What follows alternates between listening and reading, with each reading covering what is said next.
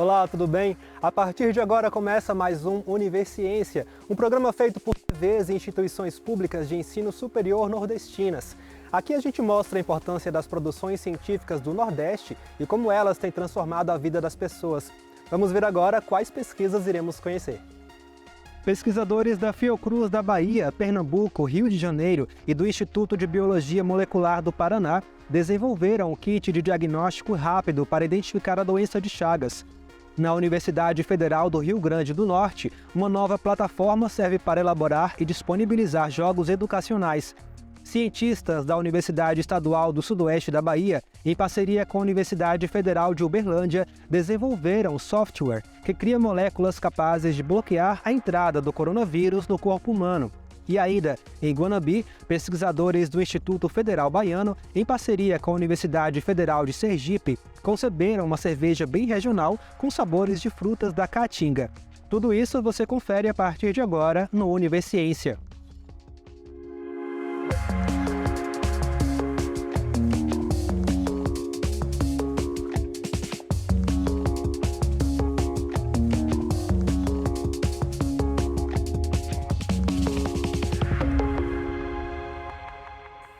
A doença de Chagas é causada pelo protozoário Trypanosoma cruzi, transmitido por meio da picada do barbeiro.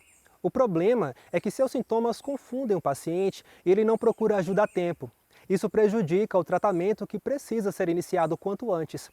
Para agilizar esse diagnóstico, pesquisadores da Fiocruz da Bahia, de Pernambuco e do Rio de Janeiro, em parceria com o Instituto de Biologia Molecular do Paraná, desenvolveram um kit de diagnóstico rápido para identificar a doença de Chagas sem que o paciente precise sair de casa.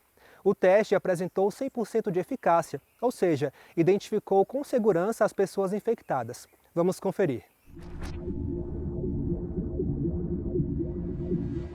Um teste rápido desenvolvido pela Fiocruz pode ajudar a enfrentar um dos principais desafios da doença de Chagas, o acesso ao diagnóstico.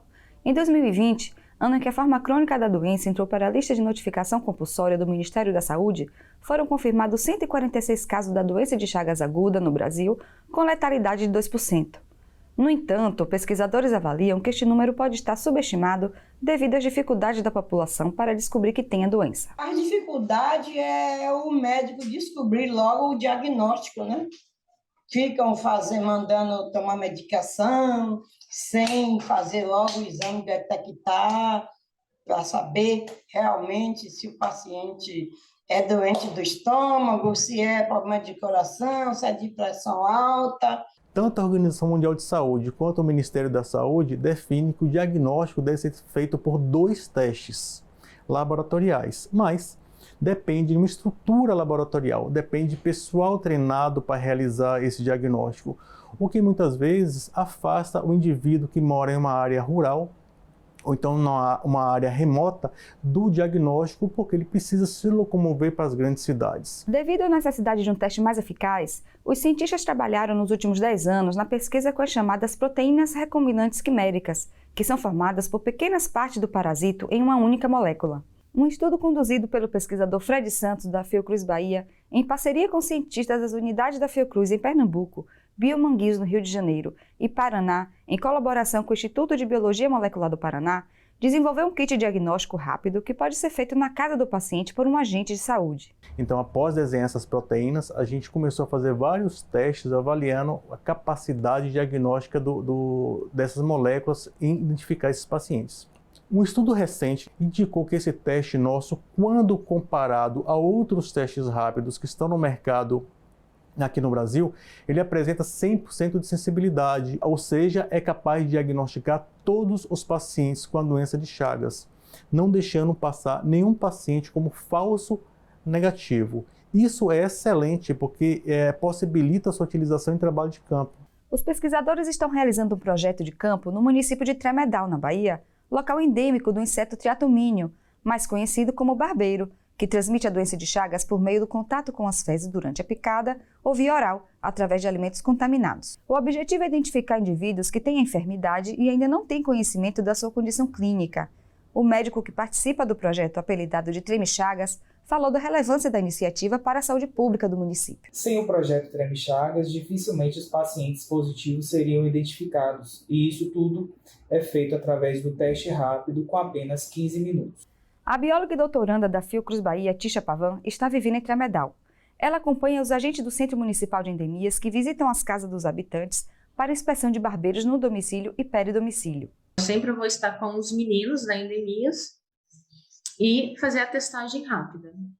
O que esse projeto tem e que eu gostaria muito que existisse, não só aqui, essa atenção, mas em todos os outros municípios do Brasil, é essa atenção, né? É você olhar sempre com olhos de muito saber quem são as pessoas com Chagas, né? Cadê as pessoas? De acordo com o Ministério da Saúde, das pessoas acometidas pela doença em 2020, 63% eram homens, cerca de 75% negros e 11% brancos. O maior número de óbitos se concentrou na faixa etária entre os 50 e 79 anos. Dentre as formas clínicas da doença, destaca-se a cardíaca, sendo uma das 4 principais causas de óbitos por doenças infecciosas e parasitárias no Brasil.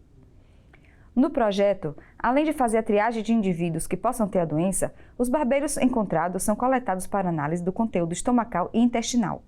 De forma geral, os barbeiros mais perigosos são os que vivem dentro da casa, no intradomicílio.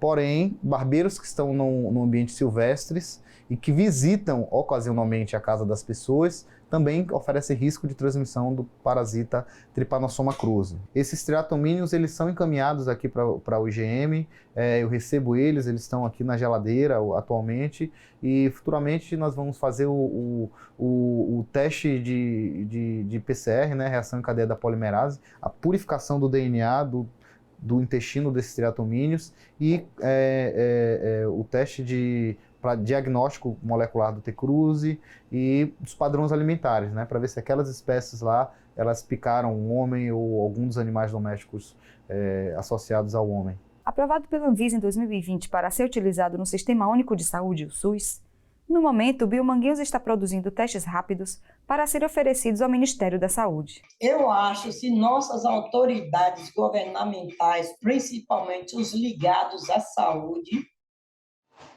junto com o SUS, adquirindo esse teste, vai melhorar 100% para os médicos indicarem aos portadores para poder fechar o diagnóstico. Isso vai ser fantástico.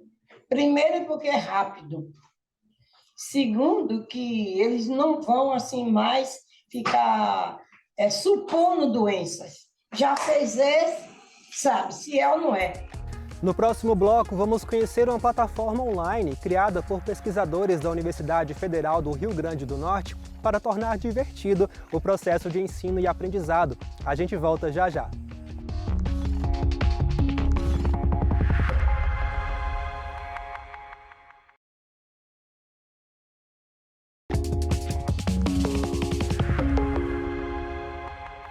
Conseguir ensinar de maneira lúdica e divertida é um dos maiores desafios para os educadores.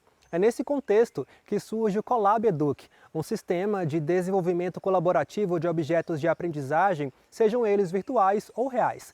A plataforma foi criada por pesquisadores da Universidade Federal do Rio Grande do Norte, onde são criados e disponibilizados jogos educacionais.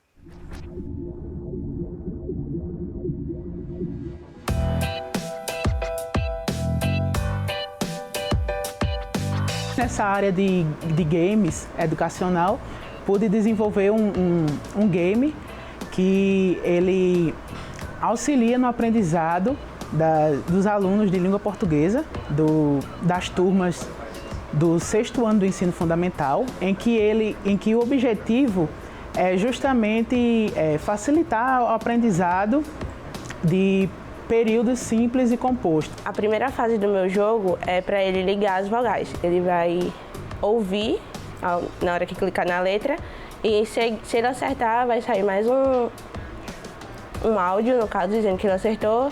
E na segunda fase, já em relação a ele complicando um pouco mais, ele vai ter que analisar a imagem e, de acordo com a imagem, ele tem que apertar a vogal que corresponde à imagem. Os jogos desenvolvidos por estudantes de Ciência e Tecnologia da Universidade Federal do Rio Grande do Norte fazem parte do projeto Colab Educ. Na plataforma, que é de desenvolvimento colaborativo, são disponibilizados games voltados à educação de crianças. E a gente começou a evoluir, colocou jogos, esses jogos evoluindo para jogos educacionais e depois a gente pensou, por que não fazer jogos realmente diferentes? Então a gente começou a associar os jogos à BNCC, a Base Nacional Comum Curricular. Então hoje, cada jogo que é referente à disciplina, né, a formação dos alunos nessa disciplina. Então eles aprendem a programar e ao final o produto é um jogo educacional alinhado, né, alguma habilidade da BNCC, ou seja, as habilidades que o MEC define para os ensinos, educação básica, né? Ensino fundamental 1 e 2, a gente está trabalhando aqui até educação infantil. Os jogos são desenvolvidos à medida que eles vão adquirindo as competências e habilidades na programação, eles vão evoluindo no desenvolvimento do jogo. Então, a primeira unidade eles fazem só o menu, a segunda unidade eles conseguem fazer uma primeira fase e a terceira unidade, quando fechamento, eles conseguem fechar esse jogo. É um jogo curto, a gente chama de jogo curto, porque ele só realmente trabalha uma das habilidades. A ideia é que a gente consiga focar em uma meta instrucional única. O Colab Educ cria um ambiente em que profissionais de diferentes áreas podem construir e compartilhar seus objetos de aprendizagem. Mais do que ensinar eles a programar fazendo um jogo, a gente começou essa ideia com o projeto, né? O nome é Colab Educ, esse Colab vem de colaboração. Então a ideia é que é um jogo educacional, então essa ideia do jogo, idealmente, ela tem que partir de um professor que está em sala de aula, né? Alguém da licenciatura, né? Alguém que tem essa vivência dentro da sala de aula e a partir disso, né? Dessas ideias, das ideias dos professores, é que vão surgir os jogos. Ensinar de maneira lúdica e divertida é um dos maiores desafios para os educadores e essa deve ser também uma das maiores contribuições que a plataforma pode oferecer para a educação brasileira. Em contínua expansão, o Colab Educ conta com mais de 2.000 programadores cadastrados e mais de 1.200 descrições de jogos. São sobre jogos, ludicidade, brinquedo e brincadeira na educação. É uma discussão antiga que já vem pautada teoricamente por muitos autores, principalmente na área da psicologia da educação. A questão eu acho que o grande desafio da gente é como trazer, né, essa forma de jogar, essa forma de brincar que hoje é presente nesses jovens para dentro de sala de aula. Que seria a realidade desses jovens, né, que é permeado por essa linguagem audiovisual, principalmente relacionada aos jogos, para dentro de sala de aula, de uma forma que engaje e que motive esses alunos para a aprendizagem. A inserção do game na educação vem muito para desmistificar o uso desses jogos, né, no processo de ensino-aprendizagem. E esse processo de desmistificação eu acho que perpassa principalmente pelo processo de formação de professores.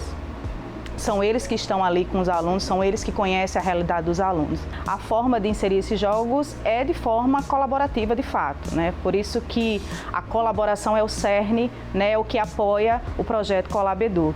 É trazer os professores para esse processo de produção dos jogos educacionais, né?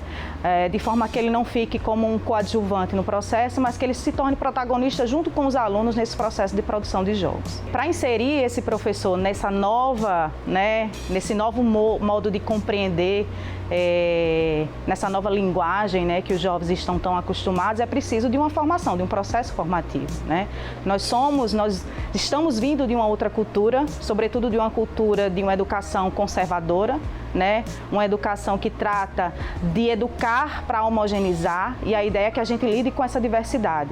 Diversidade de ritmos de aprender, diversidade de estilos de aprender. Pretendo, no caso, dar continuidade, fazer mais fases para beneficiar pessoas, crianças nesse caso, que têm dificuldade na alfabetização. Muito bem! A pandemia do coronavírus estimulou a realização de muitos estudos e pesquisas na tentativa de neutralizar o patógeno e impedir que ele invada as células do corpo humano. Pesquisadores da Universidade Estadual do Sudoeste da Bahia, em parceria com a Universidade Federal de Uberlândia, utilizaram a tecnologia para alcançar esse objetivo. Eles desenvolveram um software que cria moléculas capazes de bloquear a entrada do coronavírus no organismo. A pesquisa é baseada na utilização de inteligência artificial, né, métodos computacionais, para a gente conseguir propor moléculas que elas possam se ligar ao vírus da Covid-19 e inibir, né, a interação do vírus da Covid-19 com células humanas, tá? E aí, para isso, a gente utiliza técnicas de aprendizado de máquina, capazes de, então, propor, né, moléculas que são, né, nesse caso, são peptídeos, seja pedaços de proteínas, né, pequenas proteínas, que elas consigam, então, interagir com o vírus da Covid-19 e bloquear a entrada deles nas células humanas. Primeiro, a gente partiu de um banco de moléculas de peptídeos extraídos da saliva humana. Então, a gente já sabe que a saliva humana ela tem propriedades antivirais, já se é conhecido isso, mas não se sabia se tinha propriedades antivirais para o coronavírus. Então, a partir disso, a gente estudou o mecanismo de interação dessas proteínas com o coronavírus, fazendo com que o computador pudesse aprender, né, quais eram aquelas melhores moléculas, e aí, então, a partir disso, propor novas moléculas que pudessem, então, criar aí, né, um mecanismo de bloqueio do vírus para a entrada na célula humana, né? Em relação a isso, a gente já tem, então, testes experimentais, né, testes de bancada em laboratório, onde tanto as moléculas que a gente extraiu da saliva e fez o teste no computador e selecionou, né, esses peptídeos, eles têm inibição, né, para o vírus, assim também como aquelas moléculas que foram propostas pelo mecanismo de inteligência artificial de aprendizado, novas moléculas para inibir o vírus, né, na entrada dele na célula humana. Basicamente, o nosso projeto ele é um projeto da área de bioinformática. E, né, a bioinformática ela é uma área multidisciplinar, então você vai ter as ciências biológicas, a química, né, conhecimento de farmácia, né, a biotecnologia em si, fora também a questão da biologia molecular, genética, enfim, né. Partindo desse princípio, o que a gente buscou fazer foi realizar uma triagem, né, virtual de peptídeos, né, a gente fazer um filtro de possíveis candidatos, né, possíveis peptídeos candidatos, né, a inibir essa proteína. Então, assim, nesse sentido, o que a gente desenvolveu? A gente desenvolveu esse programa, né, que pudesse facilitar essa nossa triagem. A gente tinha um problema e aí o nosso problema era dinamizar o nosso tempo, né, para poder realizar essa triagem, né, porque são milhares de compostos, né, então isso demanda tempo, e a bioinformática ela vem com essa proposta, né, de dar essa solução, né, diminuir o custo, diminuir o tempo e, consequentemente, né, nesse período pandêmico, né, que a gente passou e ainda está passando, né, tempo nesse sentido sempre vai gerar custos, né, e então diminuir o tempo é essencial. Esse programa ele foi feito parte aqui, ele foi escrito parte aqui na UESB, outra parte ele foi escrito lá na Universidade Federal de Uberlândia, que envolve não só o aluno que está diretamente ligado, que é o Lucas, está envolvido com a parte da iniciação científica, mas também mais alunos que estão envolvidos no mestrado e doutorado, que inclusive até já defenderam tese utilizando esse programa. Então a gente registrou isso, né, patenteou esse programa aí.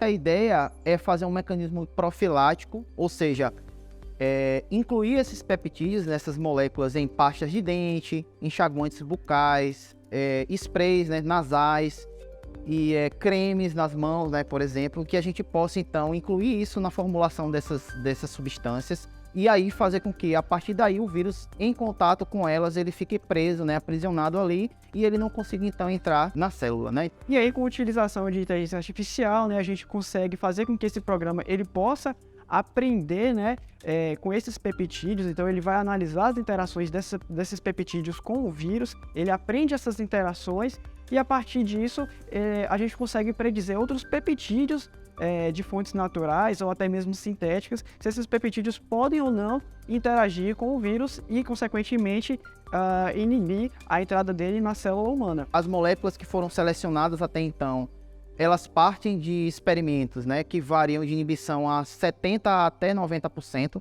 né? O que é uma taxa de inibição muito alta, né, muito promissora, né? Claro que o computador, a gente continua fazendo com que o computador aprenda, a gente inclui parâmetros, né, químicos, bioquímicos que possam melhorar essa predição e que possam selecionar moléculas melhores ainda, né? Então, e nesse sentido também extrapolar e dizer que a gente pode utilizar esse método para outras outros vírus, bactérias, outras patologias, que a gente possa fazer com que peptídeos, nesse caso, mas poderia ser outras moléculas, sejam propostas, né, como drogas ou substâncias bloqueadoras. E aí, nesse sentido, uma proposta que a gente até busca fazer o quê? É pegar esse nosso modelo, né, esses nossos modelos de inteligência artificial e talvez a partir daí tentar extrapolar para outros organismos, né? Então a gente sabe que não existe só o coronavírus, né? Nós temos outros vírus, até vírus emergentes, né, como por exemplo chikungunya, enfim, e que a gente vai tentar extrapolar esse nosso programa, né, já com outros dados, outros alvos biológicos, né? É o nosso próximo passo, digamos assim. No próximo bloco, a gente conhece uma cerveja desenvolvida no Instituto Federal Baiano de Guanabi, que tem o gostinho da caatinga. A gente volta já.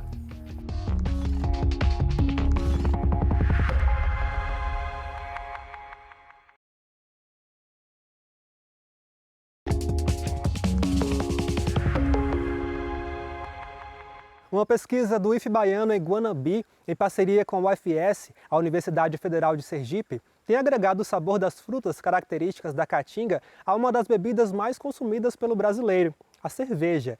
A experiência rendeu uma premiação na área de ciências agrárias da UFS e promete uma alternativa criativa para a produção da cerveja artesanal. Esse intuito foi de produzir uma cerveja com um fruto típico do nosso sertão, lá de Nossa Senhora da Glória, Sergipe. Então, trazendo mais esse apelo para os produtos regionais, porque todo mundo produz cerveja, mas não tem uma cerveja específica, tipo, uma cerveja produzida de umbu a partir do umbu nativo de Nossa Senhora da Glória. Então, esse apelo regional para os frutos lá da nossa região. E um dos principais objetivos da pesquisa é justamente criar alternativas de uso desses frutos para agregar valor aos mesmos, né? Porque a gente sabe que a maioria desses frutos típicos do sertão, eles são consumidos in natura, não tem muita tecnologia envolvida no beneficiamento e desenvolvimento de novos produtos. Recentemente a gente fabricou a cerveja artesanal de umbu, variando as concentrações de polpa desidratada. Então a gente fez um processo de desidratação do umbu, variamos a polpa, né, 0,5%, 1,5%, para ver a viabilidade do processo. Porque não adianta você somente acrescentar uma quantidade sem o estudo prévio se o processo não vai ser contemplado. Então a gente está testando essas formulações para ver a eficiência de fabricação mesmo. A gente percebeu que em 0,5% o teor alcoólico ele se assemelhou ao controle. Controle é a cerveja que não tem a adição de umbu. E o de 1 e 1,5, a gente percebeu que o teor alcoólico reduziu. Talvez porque a acidez do umbu tenha influenciado no processo fermentativo. Outro aspecto que a gente avaliou também nessa cerveja de umbu é a mudança na coloração, né, comparado ao controle. A gente percebeu que não variou nenhuma das coordenadas que a gente utiliza, né, que é LA e B, que caracteriza a coloração da cerveja.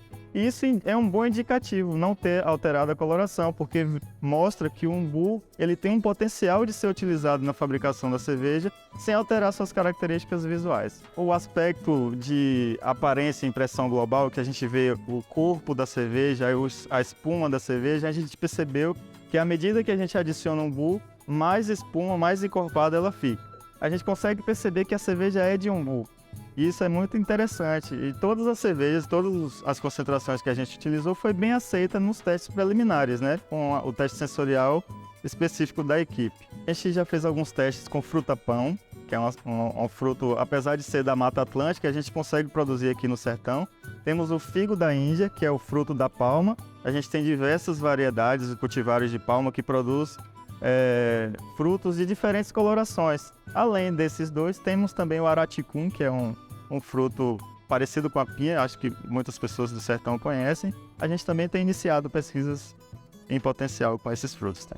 Lá no nosso campus mesmo, ela já trouxe um olhar diferente, né? Todo mundo que eu vejo, Félix, cadê a cerveja de umbu? Então, eu particularmente gostei muito da experiência, né? Espero muito que esse apelo pelos frutos regionais da região, não só do umbu, mas os outros frutos típicos, ele desenvolva novos produtos e também agregue mais valor à região. Quando a gente trata de uma cultura extrativista, né, que a gente trabalha com agricultura familiar, com agricultores que não têm a possibilidade de processar e agregar valor àquele produto, trazendo isso para o umbu, principalmente, né, não só o umbu, os outros frutos também, a gente consegue dar uma alternativa de comercialização. Se a gente está agregando valor, está aplicando tecnologia, obviamente o retorno financeiro vai ser maior. Então a gente está nesse processo também de transferência de tecnologia. Não adianta somente a gente desenvolver um método, uma tecnologia e não repassar e não mostrar o caminho para o produtor.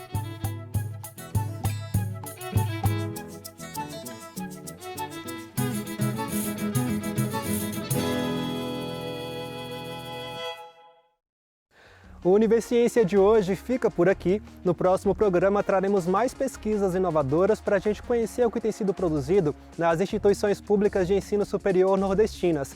Caso tenha alguma dúvida, envie para o e-mail univerciencia@uesb.edu.br que a gente te responde em um próximo programa. Obrigado pela companhia e até mais.